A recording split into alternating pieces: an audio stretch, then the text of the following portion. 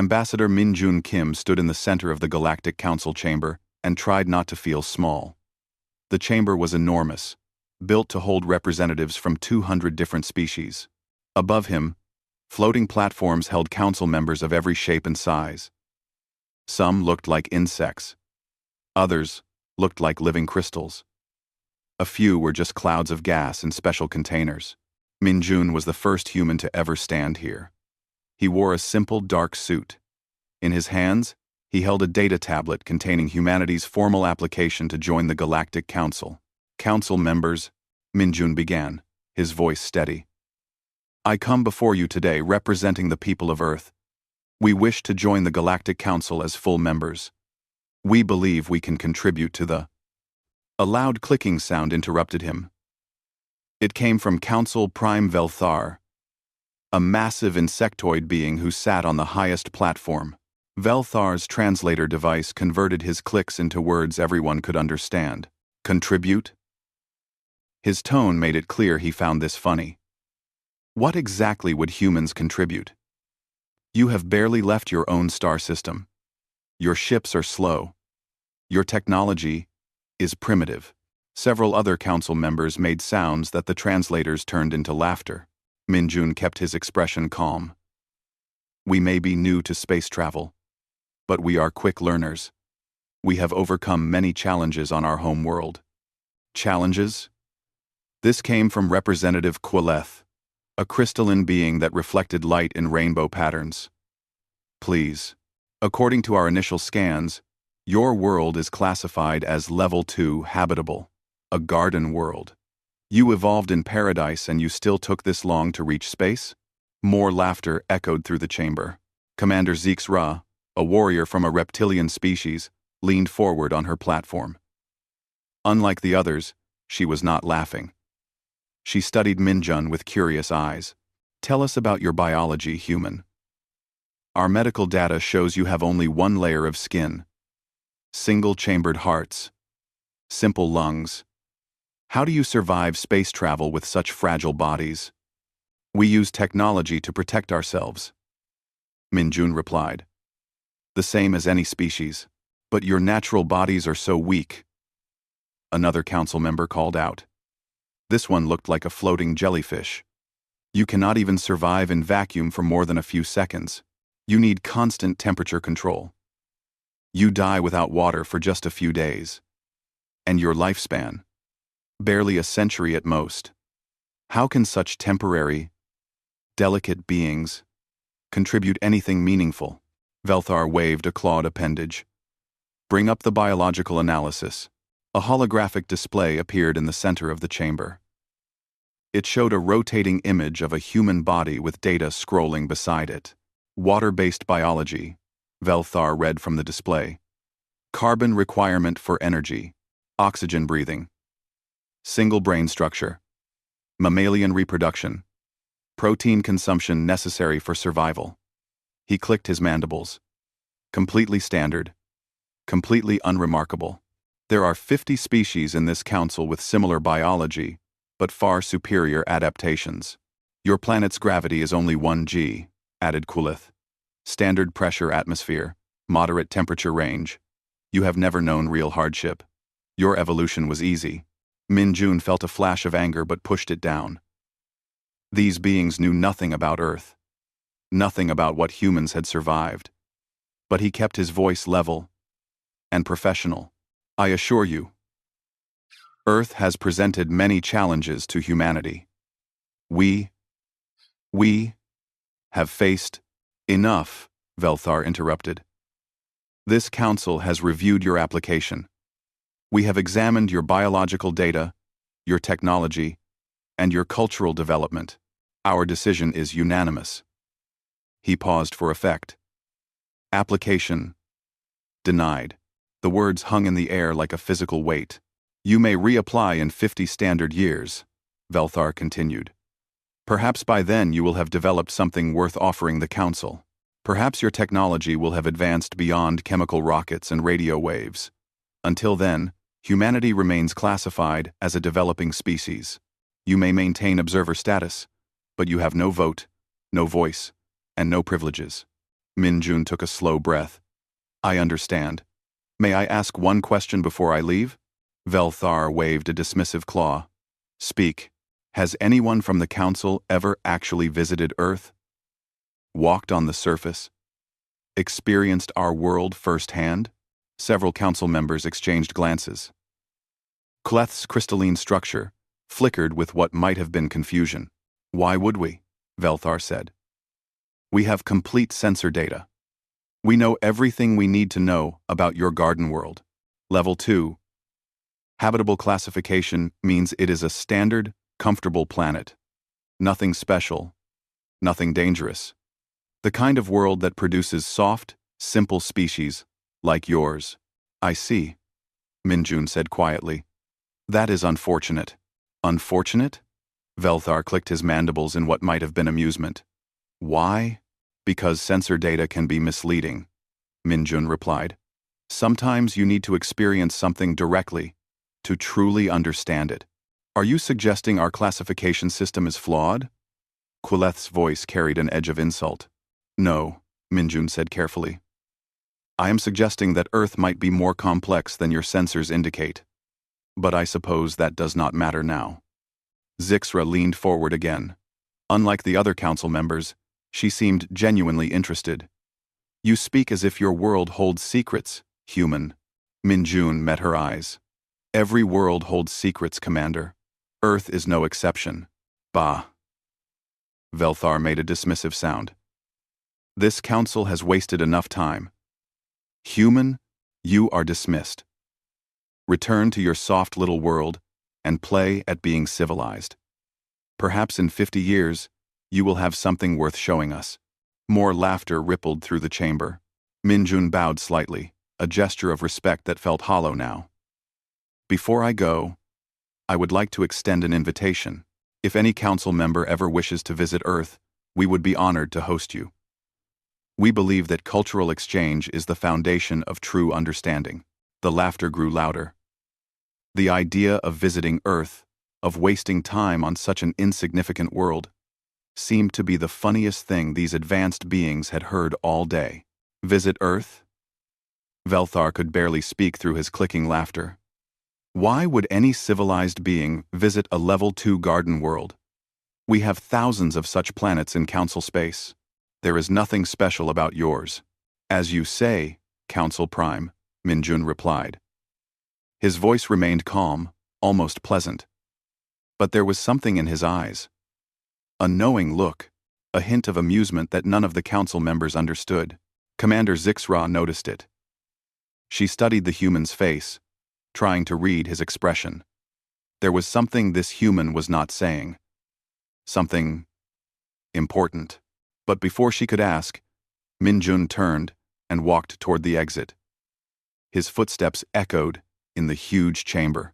Every council member watched him go, still chuckling among themselves about the primitive humans and their ridiculous application. As the door closed behind Min-jun, Velthar addressed the council. Let the record show that humanity's application for membership has been rejected. Classification remains. Level 2. Garden World. Level 2. Garden World. Developing species. No threat. No value. Case closed. The council moved on to other business. Within minutes, they had forgotten about the human and his strange invitation. But Commander Zixra did not forget. She kept thinking about the look in Min-jun's eyes, the calm way he had accepted their mockery, the odd invitation to visit Earth. It was the look of someone who knew something important, something the council did not know, something they should have asked about, but they had not asked. They had laughed instead. Zixra wondered if that would turn out to be a mistake. Commander Zixra had not stopped thinking about the human ambassador. That had been 3 months ago. 3 months since the council had rejected humanity and laughed at their application. 3 months since that strange invitation to visit Earth. Now, as alarms screamed throughout her ship, Zixra wished she had asked more questions. Life support failing, Science Officer Prill shouted from his station. The reptilian scales had turned pale with fear. Main power core is collapsing. We have maybe 2 hours before complete system failure. Zixra gripped the arms of her command chair.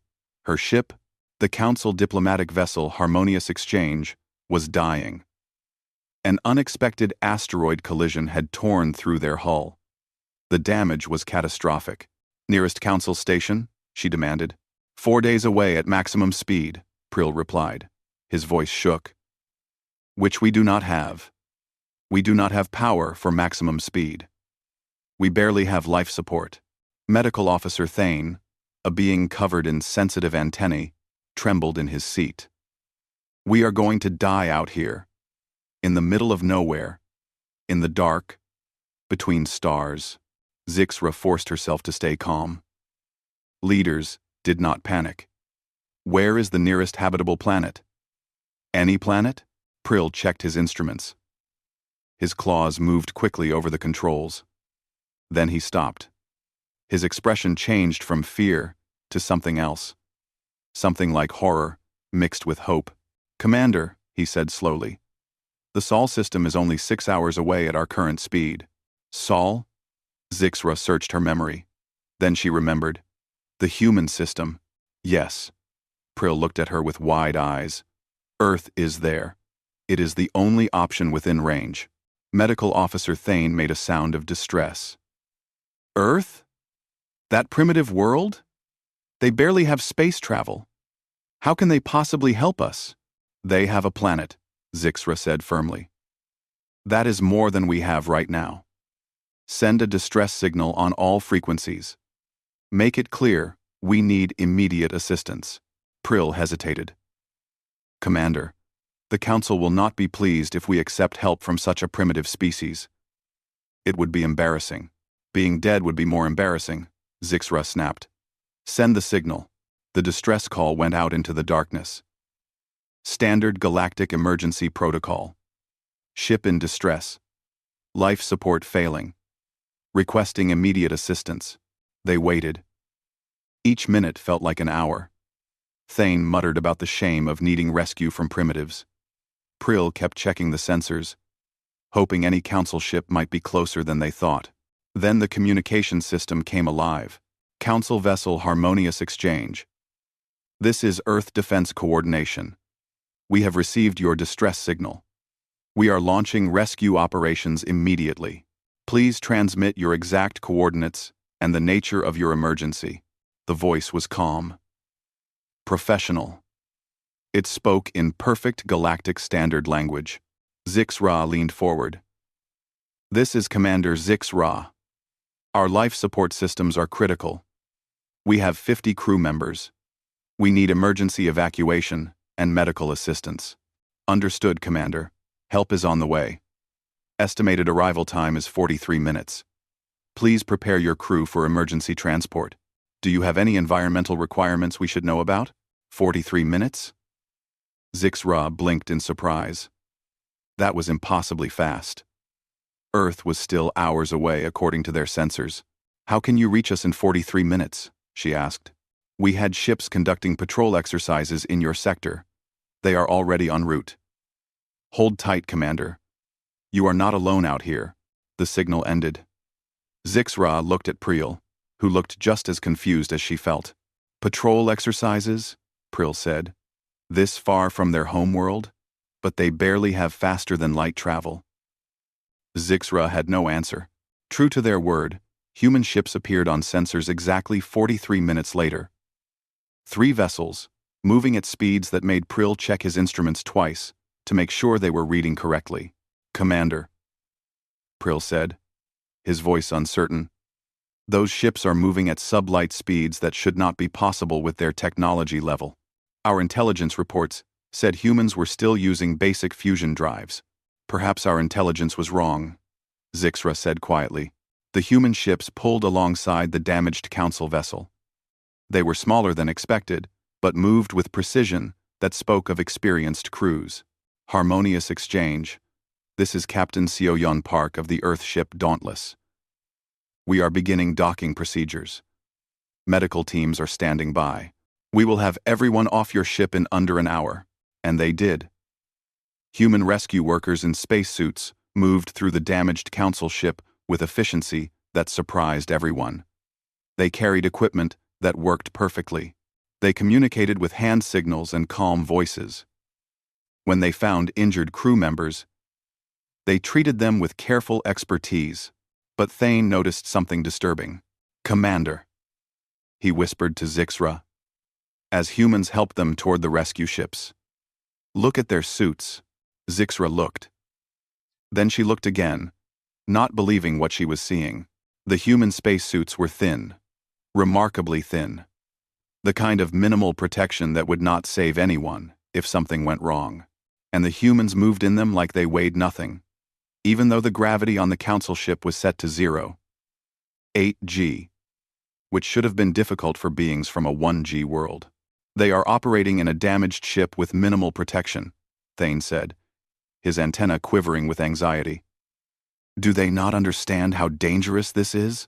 But the humans did not seem worried. They moved through the broken corridors, past exposed electrical systems and leaking coolant, as if they did this every day.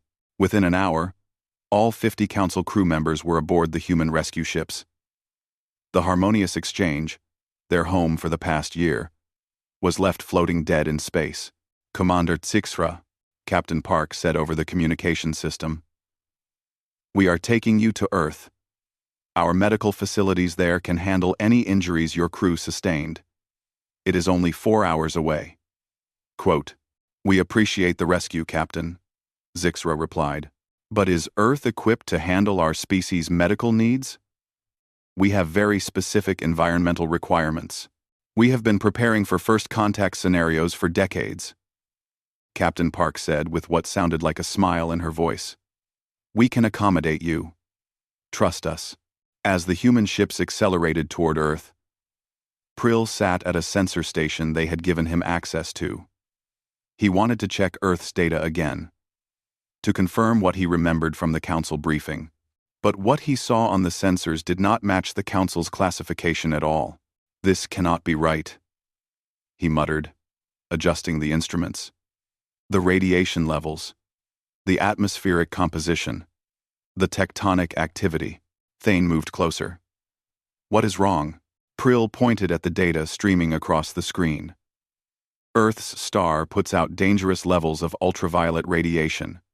The planet's oxygen content is 21%. That is toxic to most species. The atmospheric pressure at sea level is 1 atmosphere, but the gravity creates pressure variations that would crush some Council species." "The Council said it was a level 2 garden world," Thane said, confused. "The Council was wrong," Prill replied. He pulled up more data. Weather patterns showing storm systems that would be classified as natural disasters on most worlds. Tectonic plate movements that caused constant earthquakes. Volcanic activity that was far above the safe threshold. "Look at this," Prill said, his voice barely a whisper. "Earth has over 1,500 active volcanoes. The planet's core is molten and creates a magnetic field so strong it traps deadly radiation in belts around the planet. The temperature variations range from -89 degrees to +56 degrees Celsius. The planet is geologically violent, atmospherically unstable, biologically hostile." Thane stared at the data. "But the classification? Level 2. Habitable. It means the Council never actually scanned this planet properly," Prill interrupted. "They never visited. They just assumed. They looked at the basic parameters and marked it as standard habitable, without a deep analysis." He pulled up one more screen. This one showed the official Council classification system. His claws moved through the categories until he found the one that matched all of Earth's actual parameters. Level 8. Death World. One of the highest danger ratings in the Galactic classification system. The kind of planet where Council teams would only land with maximum protective gear and military support. The kind of world where most species could not survive without technological assistance. "Commander," Prill said, turning to Zixra. His eyes were wide with fear and something like awe. "We need to tell the Council. Earth is not a garden world. It is a death world, and humans evolved there naturally. Zixra looked out the viewport at the blue and white planet, growing larger ahead of them. She thought about the humans who had rescued them. Their thin suits, their casual efficiency, the way they moved through danger without fear. Perhaps, she said quietly, we should keep our mouths shut and learn what we can. Learn? Thane's antennae trembled. Commander, we are about to land on a planet that could kill us just by existing. What is there to learn except how badly we underestimated these humans? Zixra smiled. It was not a happy smile. Exactly that, she said. The medical facility in Seoul was prepared for them. Zixra had to admit, the humans had done impressive work. 50 individual environmental pods had been set up, each one calibrated for different species requirements. But just getting from the landing pad to the facility was an ordeal. The pressure. Thane gasped through his emergency respirator. Why is everything so heavy? 17. Why is everything so heavy? Why is everything so heavy? Standard Earth gravity, Captain Park explained. She walked beside them without any effort, while the council crew members struggled to move in their protective suits. 1G. Is it uncomfortable? Uncomfortable was an understatement. Zixra felt like someone had placed weights on every part of her body. Each step required conscious effort. And this was normal for humans? They lived like this every day? The oxygen, Prill wheezed. You are probably not used to this concentration, Dr. Jiwoo Lee said. She was the human medical coordinator, a small woman with kind eyes. Earth's atmosphere is about 21% oxygen. For humans, this is perfect. For most of you, it is toxic. That is why you need the breathing apparatus. They finally reached the medical facility. Once inside their environmental pods, the council crew members could finally breathe normally. The pods provided atmosphere, pressure, and temperature that matched their home worlds. Dr. Lee moved from pod to pod, checking on each patient. You are all stable now, she said. No serious injuries from the rescue. You were very lucky. Lucky, Thane repeated. He looked out through the transparent wall of his pod at Dr. Lee. We needed rescue suits, protective gear, and environmental pods just to walk through your city. How is that lucky? Dr. Lee smiled gently. You are alive. That is lucky. But Zixra could not rest. Through the pod's window, she could see outside the facility. A window that showed the city of Seoul stretching into the distance. And what she saw terrified her. Humans. Thousands of them. Walking through the streets in nothing but thin clothing. No protective gear. No environmental suits. Just fabric coverings that would not protect them from anything. Children played in a park she could see from her window. They ran and jumped with energy that seemed impossible in this gravity. One child fell, scraping its knee on the ground. It bled. The child cried for a moment, and then got up and continued playing. Did you see that? Thane whispered. His pod was next to Zixra's. The child damaged its skin and just continued. No medical attention.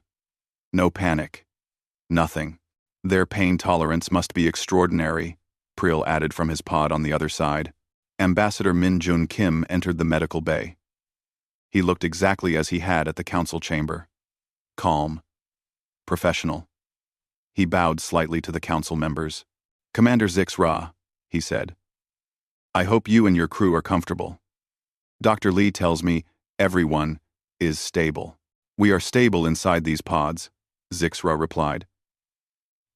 But I have questions, Ambassador. I expected you would, Minjun said. He pulled up a chair and sat down. The casual way he moved in this crushing gravity still amazed her. What would you like to know? The Council classified Earth as Level 2, habitable, Zixra said. A garden world. But our sensors tell a different story. Why did the Council get it so wrong? Minjun's expression did not change, but something flickered in his eyes. The Council never visited Earth. They scanned from orbit, saw the basic parameters, and made assumptions. They saw a planet with water, oxygen, and moderate temperatures. They marked it as standard, habitable, and never looked deeper. But it is not standard habitable, Prill said. His voice carried an edge of accusation. Earth is a death world. Level 8, according to the Galactic Classification System. Minjun agreed calmly. Yes, Earth is one of the most hostile habitable planets in known space. Silence filled the medical bay. Hearing a human say it out loud made it somehow more real. How? Thane demanded. How did you evolve here? Dr. Lee stepped forward. She held a data tablet. Would you like the complete briefing? It might help you understand. Yes, Zixra said immediately. We want to understand. The lights dimmed. A holographic display appeared in the center of the room. It showed Earth rotating slowly. Earth is 4.5 billion years old, Doctor, Lee began. In that time, it has experienced 5 major mass extinction events. Each one killed most life on the planet. But life always came back. Stronger. More adaptable. The hologram showed images of ancient Earth. Volcanoes erupting. Asteroids striking. Ice covering entire continents. Our planet has extreme seasonal variations, Dr. Lee continued. Temperatures that swing from deadly cold to deadly heat. We have storm systems with winds that can destroy buildings. We have earthquakes that can level cities. We have volcanoes that can block out the sun. This is normal for Earth. But the life, Prill whispered. How does life survive? By becoming very, very good at surviving, Minjun said. Earth is not just hostile in its geology and weather. It is hostile in its biology too. The hologram changed, showing various Earth creatures. Zixra recognized some from the biological database. But seeing them in detail was different. This is a polar bear, Doctor, Lee said, showing a massive white creature. It lives in regions where the temperature stays below freezing for months. It hunts animals in water that would kill most galactic species through cold alone. Another image. This is a crocodile. It has remained almost unchanged for 200 million years because it is already perfect at what it does. It can go months without food. It has one of the strongest bite forces of any creature on Earth. It is an apex predator. More images followed. Sharks, lions, eagles, wolves. Earth is full of apex predators, Minjun said quietly. Creatures that kill to survive. And humans evolved alongside them. You evolved alongside? Thane's voice shook. You mean you were prey? We were prey. Minjun confirmed. But we became predators too. We learned to make tools. We learned to work together. We learned to be patient. To track prey for days. To outsmart creatures stronger and faster than us. The hologram showed human evolution. From early primates to modern humans. We domesticated wolves, Doctor, Lee said. We took one of Earth's most efficient pack hunters and made them our partners. We call them dogs now. Most human families keep them as companions. Zixra tried to process that. Humans kept predators in their homes? For companionship? We survived ice ages, Minjun continued. Periods where ice covered most of the continents. We survived plagues that killed millions. We survived droughts and floods and volcanic winters. And every time, we came back stronger. But your biology, Prill said. You are so fragile. Single-layered skin. Water-based biology. How is that strong? Dr. Lee smiled. Let me show you something. She walked to a storage unit and pulled out a small container. Inside was a reddish powder. This is capsaicin, she said. A chemical compound found in plants we call peppers. To most creatures on Earth, capsaicin causes pain. It triggers nerve endings that normally respond to heat and physical damage. It is a defense mechanism. She opened the container and touched the powder. Then she touched her tongue with her finger. Every council member watched in horror. Dr. Lee just poisoned herself, Thane said. But Dr. Lee just smiled. Humans eat capsaicin for pleasure. We put it in our food. We breed plants to have more of it. We have competitions to see who can eat the most. What is poison to other species is entertainment to us. That is insane, Thane whispered. Maybe. Minjun agreed. But Earth is an insane planet. You cannot survive here by being normal. You survive by being extreme. The hologram changed again. This time, it showed human history. Cities being built. Farms spreading across continents. Ships crossing oceans. We fought wars, Minjun said. His voice was quieter now. Terrible wars. We created weapons that could destroy entire cities. We made diseases that could kill millions. We nearly destroyed ourselves, more than once. Why are you telling us this? Zixra asked. Why reveal how dangerous you are? Zix, because you need to understand, Minjun replied. He stood up and walked to the window. Rain had started falling outside.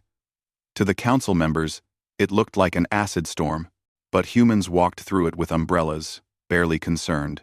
Earth taught us to be strong, Minjun said. But it also taught us to be resilient, to be creative, to work together. Every challenge we faced, we overcame it by cooperating, by sharing knowledge, by protecting the weak. He turned back to face them. When the council rejected our application, they called us weak and primitive. They laughed at us. But we did not get angry. We did not threaten. We invited you to visit, because we knew that if you ever saw Earth, you would understand. Understand what? Zixra asked. That strength is not about how much you can lift, or how fast you can run, Minjun said. Strength is about how much you can endure, how you respond to hardship, whether you choose to help others even when it is difficult. Outside, the rain continued to fall. A group of children ran through a park, laughing as water soaked their clothes. They played in conditions that would require evacuation protocols on most council worlds. We evolved on a death world, Dr. Lee said softly. But we chose not to become monsters. We chose to be builders, creators, protectors. That is what Earth taught us. Zixra watched the children play. She thought about how the humans had rushed to rescue them, how they had prepared facilities to keep council species safe, how they had shared this information without hesitation. The council needs to know about this, Prill said. They need to understand what humans really are. They will, Minjun said. But first, you need to understand. Really understand. Which is why, with your permission, we would like to show you more of Earth. Carefully, safely, but directly. Why? Thane asked. Why show us more? You have proven your point. Minjun smiled. It was a warm smile. Genuine. Because you came to our world, he said. And on Earth, we have a tradition. When someone visits your home, you welcome them. You show them the best of what you have. You treat them as honored guests. Not because you have to, but because that is what good hosts do. Zixra looked at her crew members. They all looked back at her with wide eyes, uncertain and afraid. They were injured, exhausted, and far from home, on a planet that could kill them with its atmosphere alone. But the humans were offering to help them understand, to teach them, to share their world, despite how the council had treated them. Yes, Zixra said finally, show us. We want to understand. Outside the window, the rain stopped. The sun broke through the clouds. And somewhere in the city, a human child laughed as it jumped in puddles that would be toxic to most galactic species. Earth was a death world. But the humans had survived it. And somehow, impossibly, they had chosen kindness anyway. Over the next 3 days, the humans showed them Earth, not through windows or screens, but through carefully designed observation tours.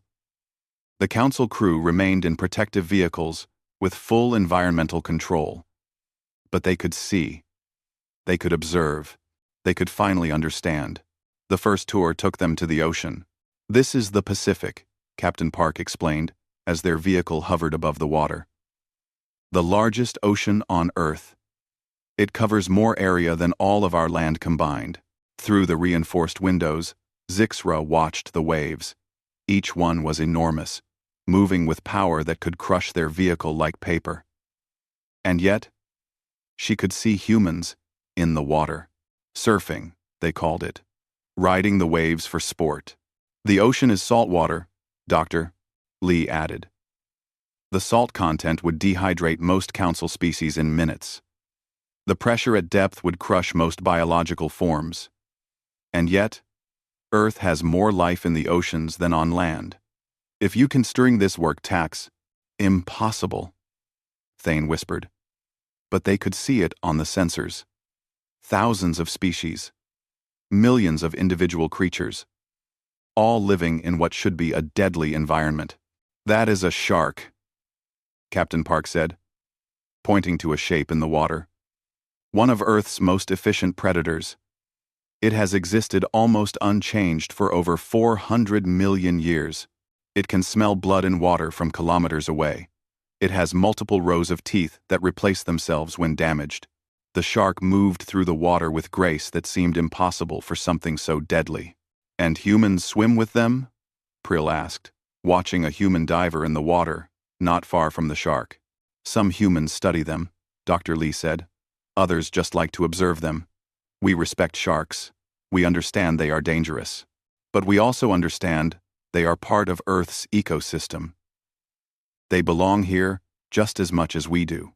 The second tour took them to the mountains. The vehicle climbed higher and higher until Zixra felt like her lungs would collapse even inside the protective environment. The air outside was thin, so thin that breathing it would cause most council species to pass out within seconds.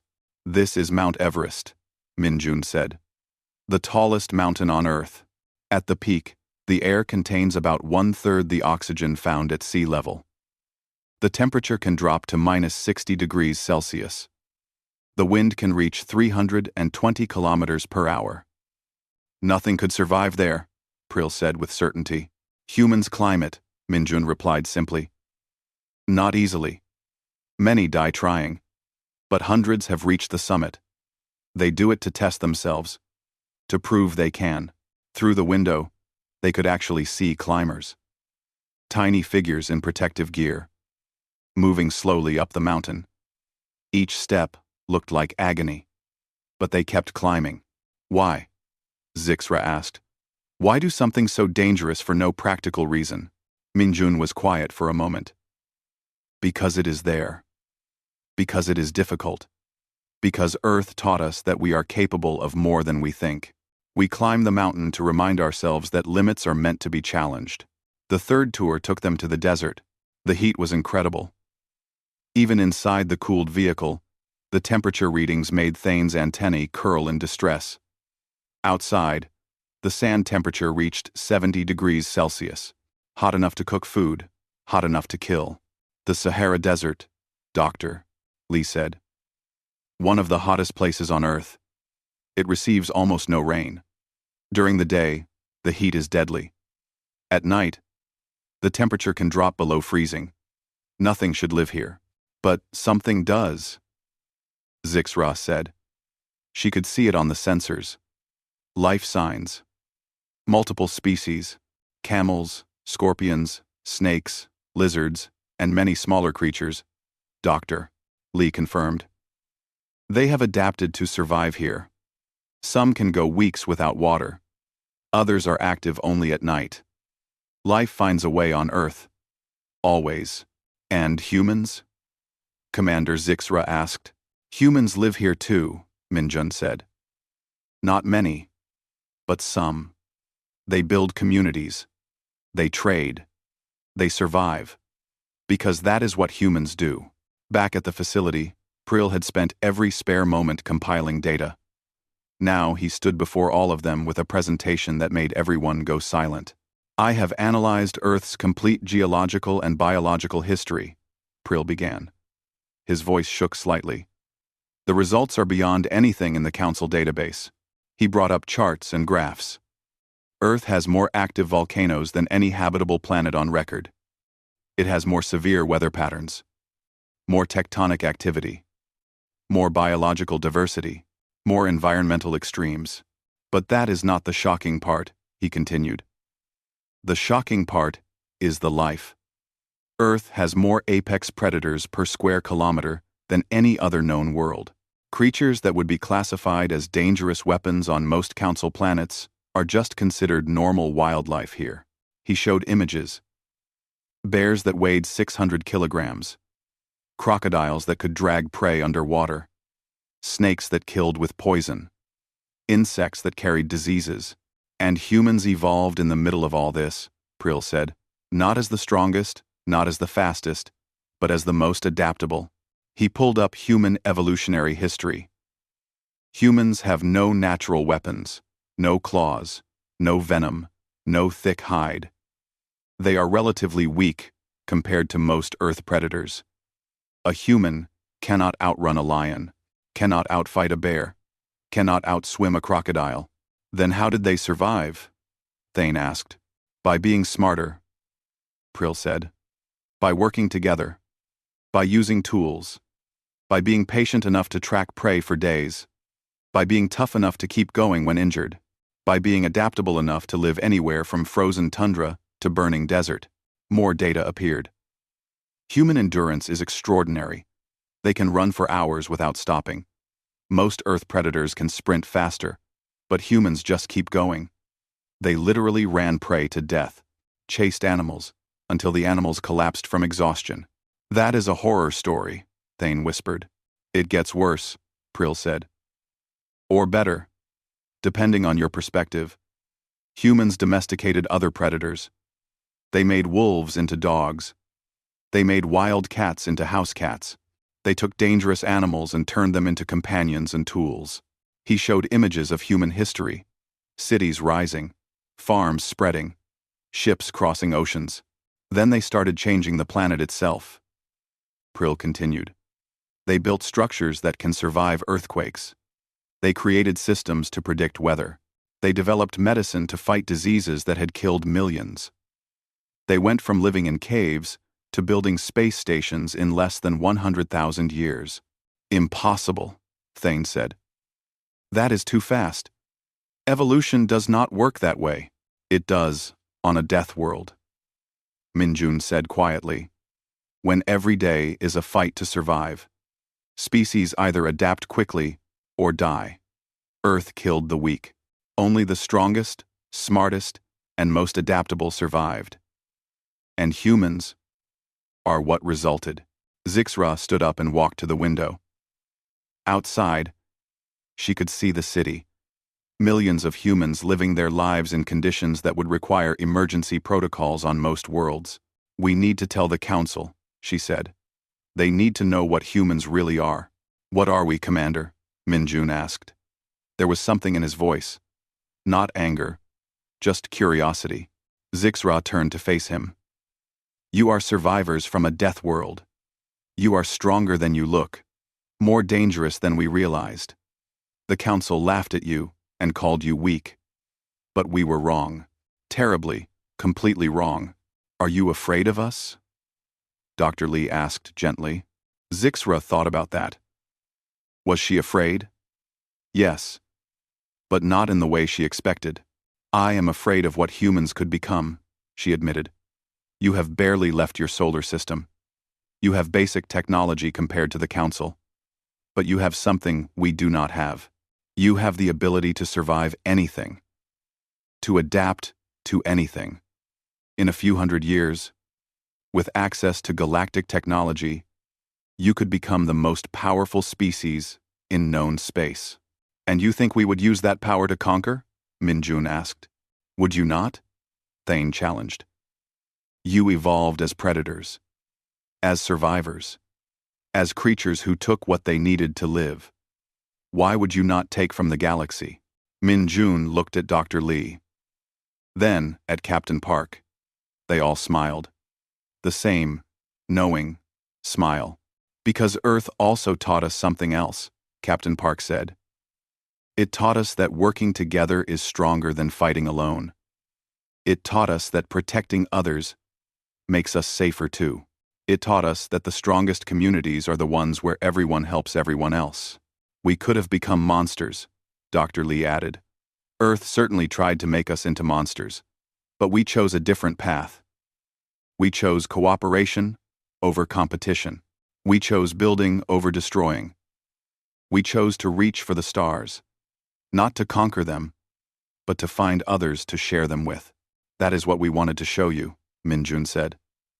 Not just that humans are strong, but that we chose to use that strength to help.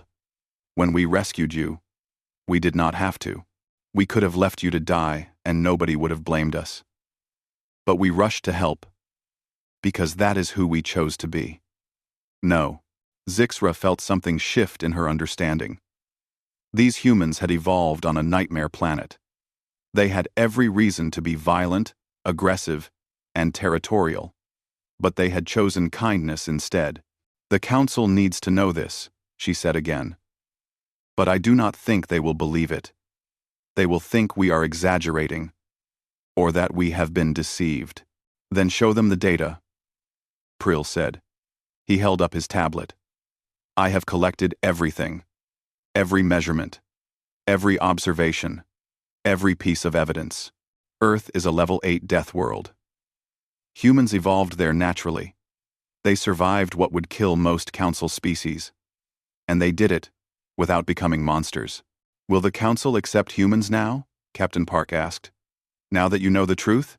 Zixra looked at each of her crew members. They all looked back at her. Thane's antennae had stopped trembling. Prill's scales had returned to their normal color. They had been afraid, but now they looked thoughtful. I do not know what the Council will do, Zixra admitted.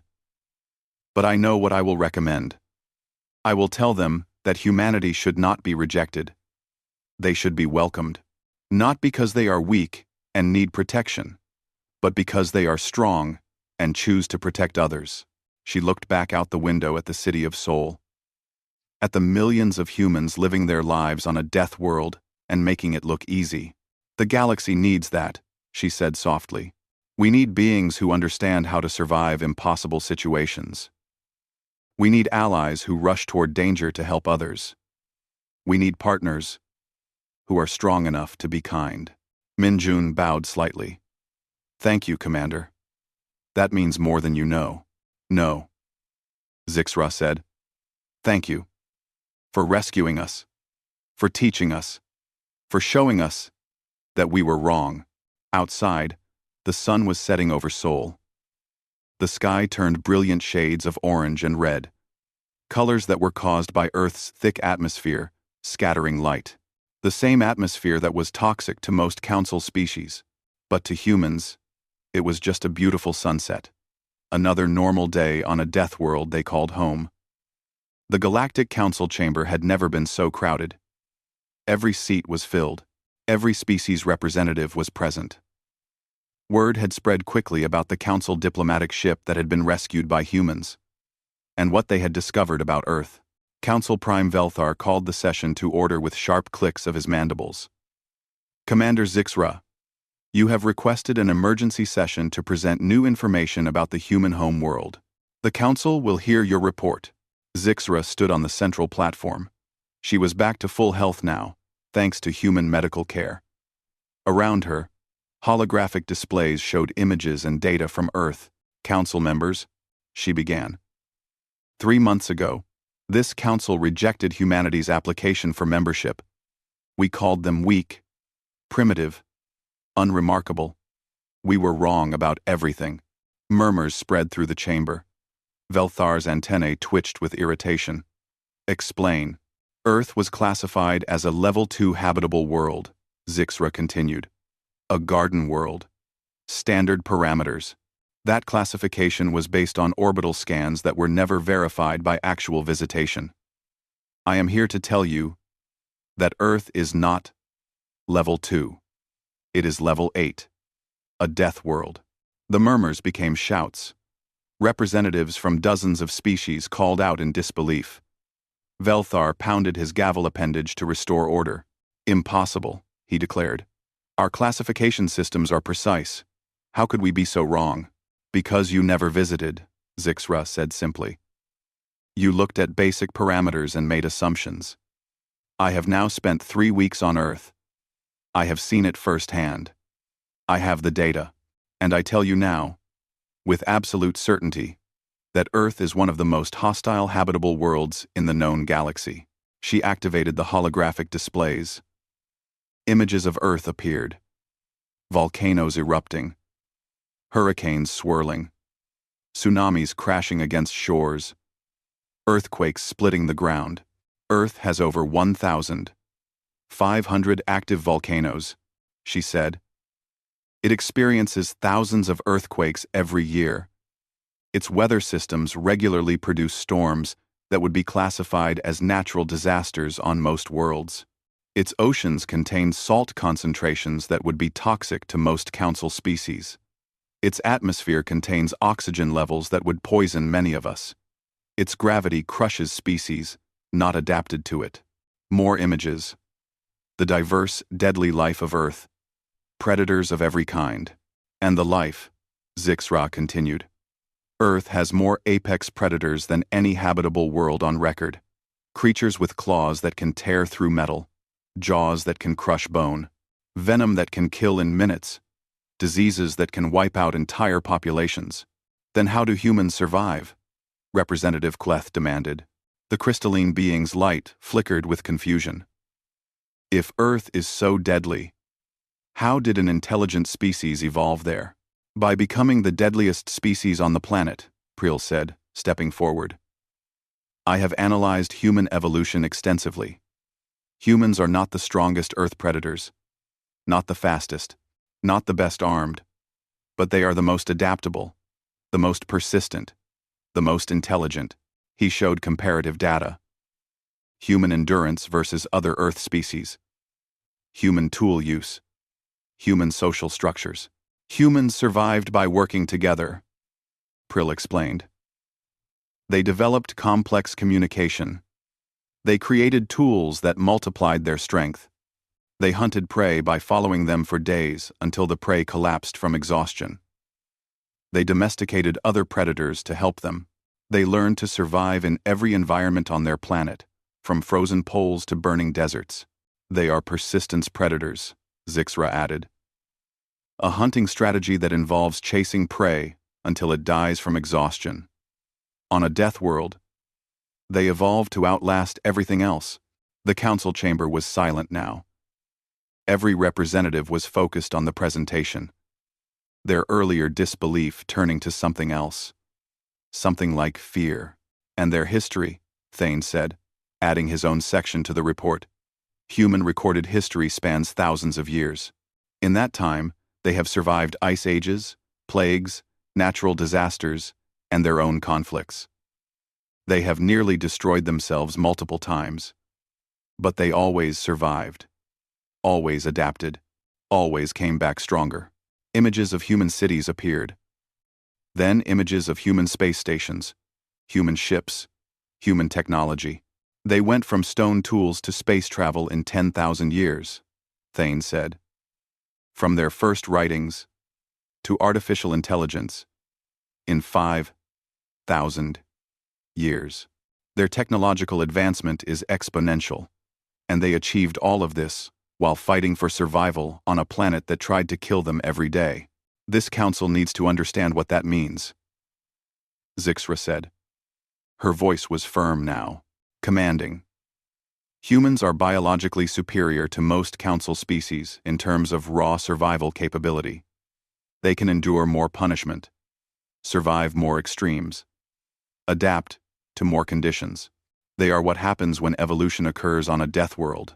Then they are a threat, Velthar said. His voice carried authority but also fear. If humans are so dangerous, so adaptable, should we not quarantine them? Prevent them from spreading through the galaxy? No, Commander Zixra said immediately. That is exactly the wrong response. Explain, Velthar demanded. Zixra took a breath. This was the most important part. The part that would determine humanity's future. Because humans chose not to be monsters, she said. That is what makes them extraordinary. Not their strength, not their endurance, but their choice. She showed new images. Humans helping each other after disasters.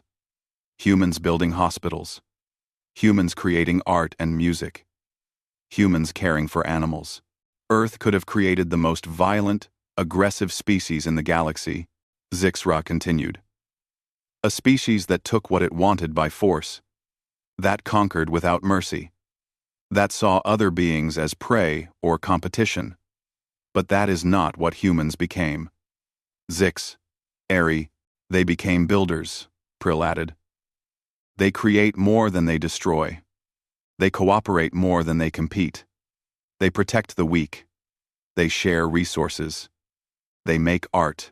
They explore not to conquer, but to learn. When our ship was dying in space, Zixra said, humans rushed to help us. Not because they had to. Not because they wanted something in return, but because it was the right thing to do. They risked their own lives to save ours. They provided medical care. They shared their world with us. Even though this council had rejected and mocked them just months before. She looked directly at Velthar. That is what makes humans special. Council Prime.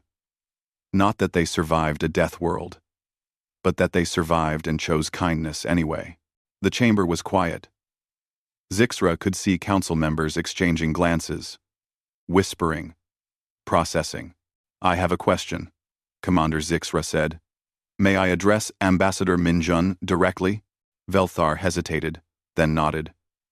We will allow it. A screen appeared, showing Minjun standing in a room on Earth. He bowed respectfully to the council. Ambassador Kim, Zixra said, the council is afraid of humanity. They worry that your species will expand through the galaxy and dominate others. They worry that your strength will lead to conquest. What do you say to these fears? Minjun was quiet for a moment. When he spoke, his voice was calm and honest. I understand the fear, he said. Humans are strong. We are survivors. We know how to fight. We know how to win. But we also know the cost of conflict. Earth taught us that. We have fought wars that killed millions. We have created weapons that could destroy our entire planet. He paused. That is why we want to join the council. Not to dominate you, but to learn from you.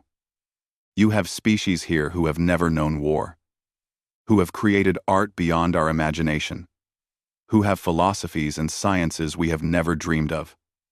We want to be part of that. We want to contribute to it.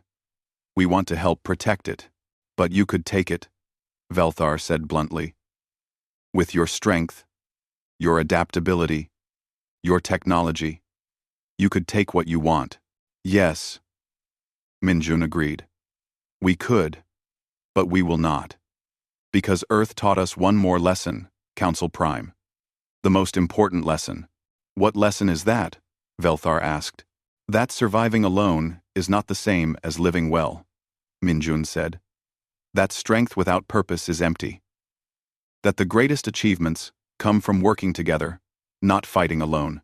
That protecting others makes you stronger than conquering them ever could. He looked into the camera, and it felt like he was looking at each council member individually. Humans have spent our entire existence fighting to survive, fighting nature, fighting predators, fighting each other. We are tired of fighting. We want to build instead, create instead, learn instead.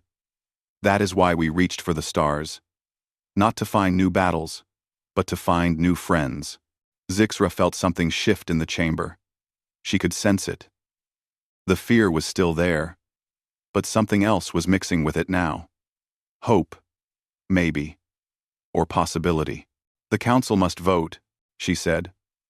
Not just on humanity's membership, but on their role in the galactic community. I propose that humans be granted full membership status with a special designation. What designation? Velthar asked. Guardian species, Zixra said firmly. Humans have unique capabilities that the Council needs. They can survive in environments that would kill most of us. They can respond to emergencies that would require massive resources for other species. They can protect worlds and species that cannot protect themselves. Not as conquerors, but as allies.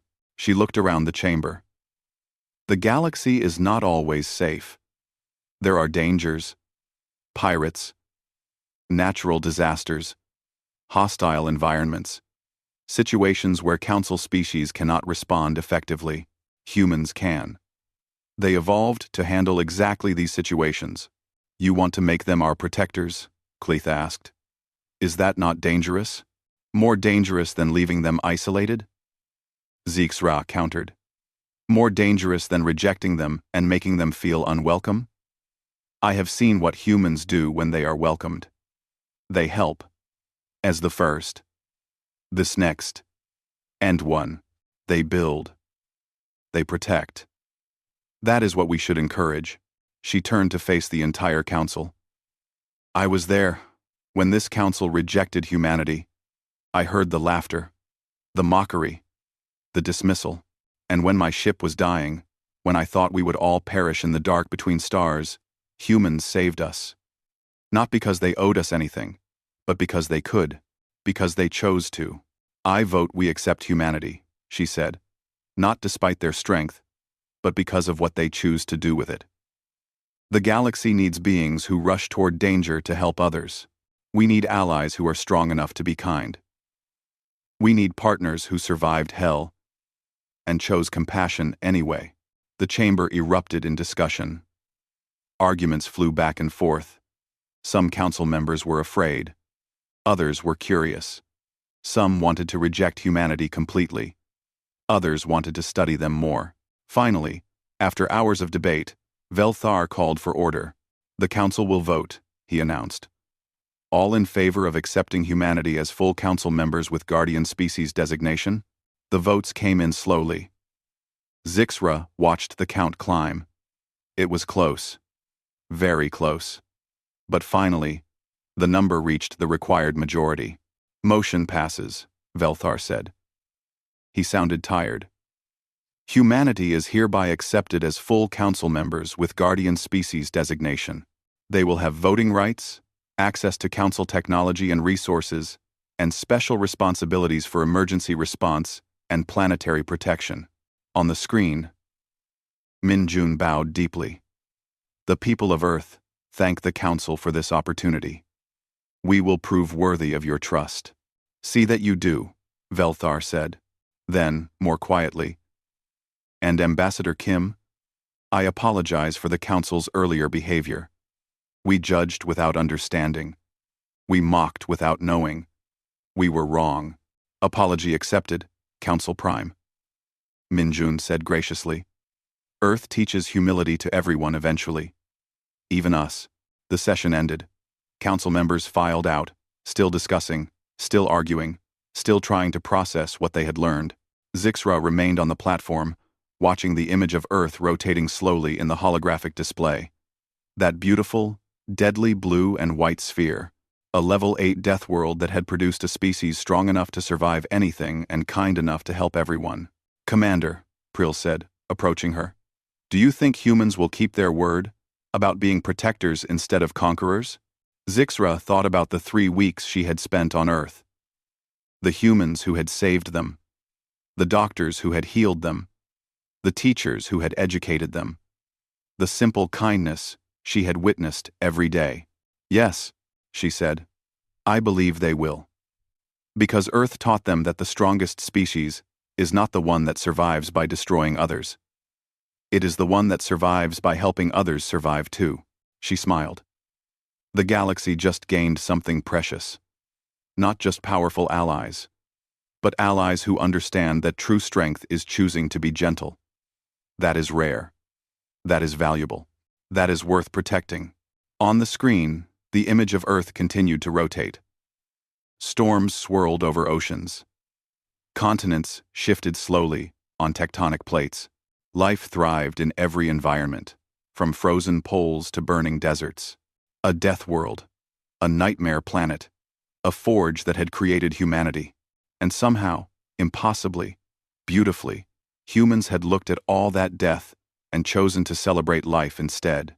That, Zixra thought, was the real miracle of Earth. Not that it produced survivors, but that it produced survivors who chose to be saviors.